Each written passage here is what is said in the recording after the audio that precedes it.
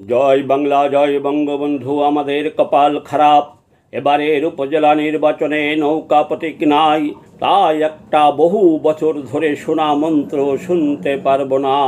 ত্যাগী ত্যাগী ত্যাগী ত্যাগী কর্মীরা দলের প্রাণ, তাদের যথাযথ করতে হবে মূল্যায়ন।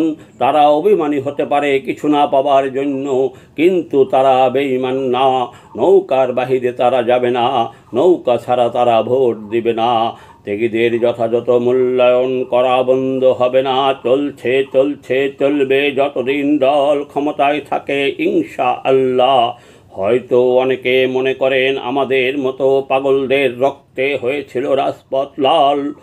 আমরা ত্যাগী, ওরে না না না না না না, আমরা ত্যাগী না। আমরা মধ্যবিত্ত বা গরিব কর্মী ছিলাম যারা দলের দুর্দিনে ত্যাগী।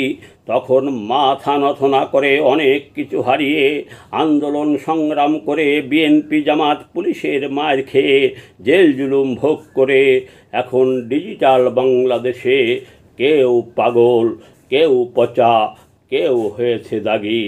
যারা অন্য দল মত ত্যাগ করে বঙ্গবন্ধুর আদর্শের দলের নেতাকর্মী জনপ্রতিনিধি হয়েছে, তারাই তো প্রকৃত ত্যাগী, তারাই তো প্রকৃত ত্যাগী, তারাই তো প্রকৃত ত্যাগী।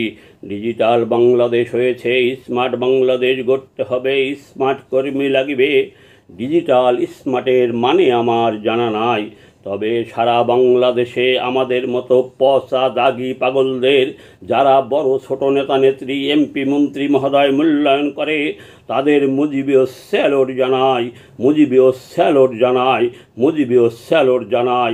মন থেকে দোয়া করে যাই আল্লাহ যেন তাদের ভালো রাখে, এহকালে এবং পরকালে তাদের জন্য আল্লাহ ভালো রাখে।